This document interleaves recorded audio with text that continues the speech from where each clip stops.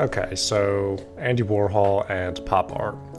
Now, I don't have any cans of soup, so we're just going to go with Wendy's. That seems popular enough. More specifically, one of the fry cartons. I just went out and got lunch. Happy coincidence. Now, you're going to have to forgive me here because I thought that I did the recording while I was doing the line work, but turns out I never actually hit record and I really didn't want to do another. So I'll just put it into view here for a sec. And then forgive me as we cut away here so that I can lay this on top of the actual logo itself and we can start doing the proper logo. I know, it may technically be cheating in some respects to trace over the logo, but in my defense, one, you tried drawing this freehand, and for another, this angle at which I have the camera is excruciatingly painful for my back and shoulders, so I didn't really have too much of a choice if I wanted to both record this and not have this go on for, 4 hours straight? I can't erase colored pencils. Speaking of which, I went out and bought colored pencils. How about that? No more crowns. I know that all of Mr. Warhol's art were paintings when it came to the soup cans, but my bank account is not entirely limitless.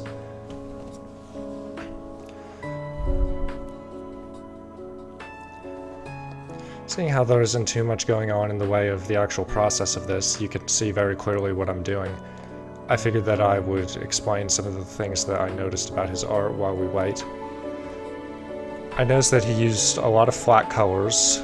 He used black lines as the outlines, but only for things on the outside, nothing on the inside. It was mostly just to give it shape and form. He didn't add one for everything that needed to be separated, such as the red stripe on one half of the soup label and then the white stripe on the other.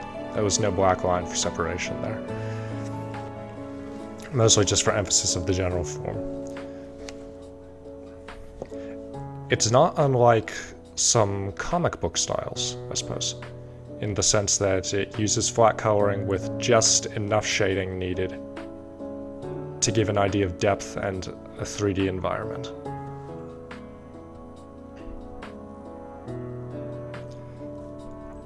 If you're wondering why I'm stopping here, it's because, well, the food was getting cold, so I stopped to eat at least a little bit of it. We did these soup cans back when I was in elementary school as an art project. They made us draw those things over and over and over again. I was never very good at it back then either, because back then I didn't know how to draw a straight line, but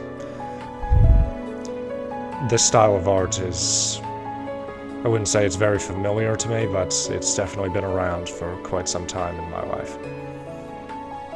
Getting a little nostalgic just thinking about that. Everything was so much easier back then. I suppose that could be some of the appeal of, well, art like this in general. Reminds you of things that once were. It was probably easier for some of us at a certain time of our life, or it was hard, but we were just too young to know.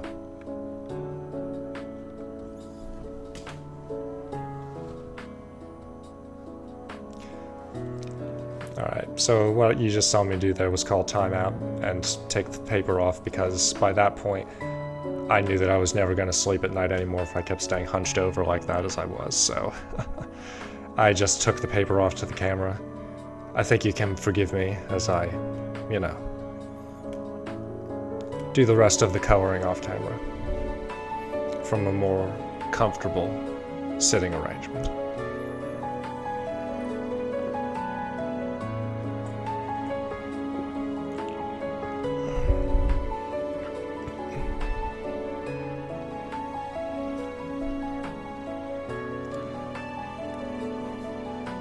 The last piece I did was on minimalism, and I wouldn't say that these two styles are similar, but they aren't dissimilar in the sense that they rely on only the components that are necessary, just in a different sense.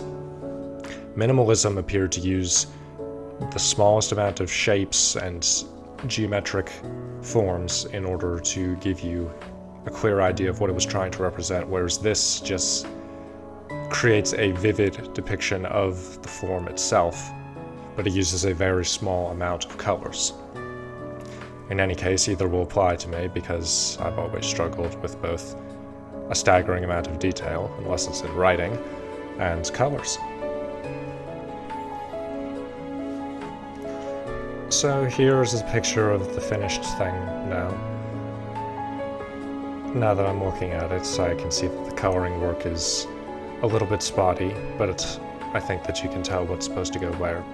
Probably would have been more thorough if it was a painting as intended, but as I said, materials are expensive. If I were to reflect on what I feel the purpose of this kind of art is, the reason it's called pop art, I don't believe that it represents what is popular now or even what will be popular at all times. I think that the fact that it might be dated needs to be both expected and accepted as an aspect of it. It was what was popular then as it appeared then. It's almost like a photograph in that sense. It captures a small little piece of what once was and what may never be again. I mean, Campbell's Soup and Wendy's are going to be around for decades. They're not going away anytime soon, but the cans may not look like that anymore, and who knows, the fry cartons may not look like this anymore either. I mean, companies are simplifying a lot of their logos, kind of stripping them down, taking out a lot of the more complex elements. Who knows what it might look like in the future. Nothing is certain, and in that sense, pop art acts as a sort of form of preservationalism. Is that a word?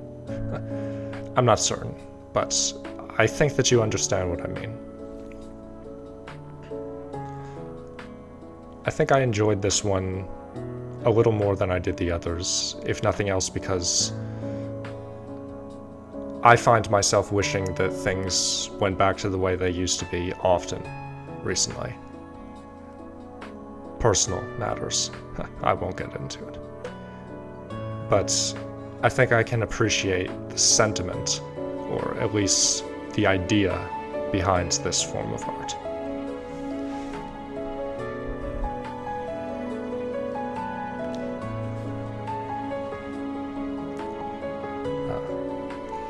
Well, that's enough out of me. Thank you for watching. Oh, and adding this little bit in just a few days after. So sorry that this took so long. I'll try to be a little faster next time. Thank you for your patience, Professor.